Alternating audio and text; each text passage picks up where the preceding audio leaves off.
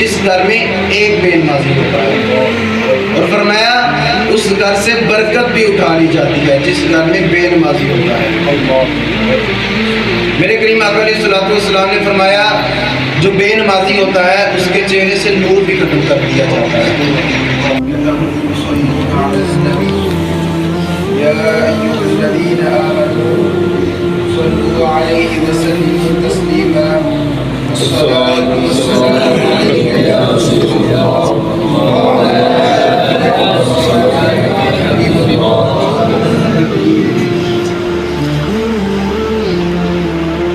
اسلام کا دوسرا رکن نماز ہے۔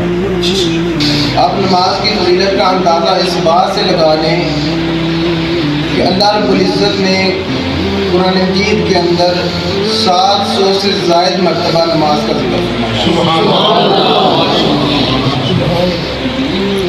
جہاں نماز پڑھنے کی بہت ساری انعامات اور نوازشیں ہیں، وہاں نماز کو چھوڑنے سے، اس سے روگردانی کرنے سے سزائیں بھی بہت زیادہ ہیں۔ عن جابر رضی اللہ تعالی عنہ قال قال رسول اللہ صلی اللہ علیہ وسلم بین العبد و بین الکفر من ترک الصلاۃ۔ حضرت جابر بن عبداللہ رضی اللہ تعالی عنہ سے روایت ہے، فرماتے ہیں کہ میرے کریم آقا علیہ الصلوۃ والسلام نے فرمایا کہ بندے اور بندے کے کفر کے درمیان نماز کا چھوڑنے کا فرق ہے۔ جس نے نماز پڑھ لی اس نے ایمان کو بچا لیا، اور جس نے نماز چھوڑ لی اس نے کفر کر لیا۔ ایک بے نمازی کا گھر میں نقصان کیا ہے؟ میرے کریم آقا علیہ الصلوۃ والسلام نے فرمایا جس گھر میں ایک بے نمازی ہوتا ہے اس گھر میں نحوست نہیں جا سکتی،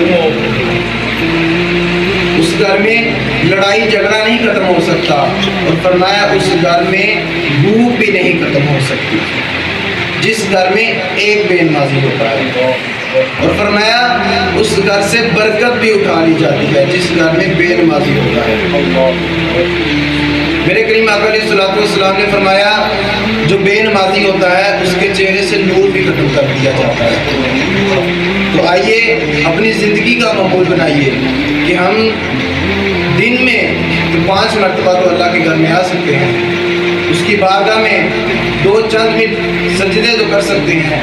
میرے کریم آقا علیہ الصلوۃ والسلام جب معراج پر گئے تو میرے آقا نے فرمایا، میرے آقا نے عرض کی یا اللہ میں تو تجھے دیکھ کے جا رہا ہوں واپس، جب میری امت کا دل کرے تجھے دیکھنے کا وہ کیا کرے؟ کہ میرے آقا نے اللہ تعالیٰ نے فرمایا وہ نماز میں کھڑا ہو جائے، وہ ایسے دیکھ لے کہ میں اسے دیکھ رہا ہوں یا وہ مجھے دیکھ رہا ہے۔ اس حالت میں نماز پڑھیں۔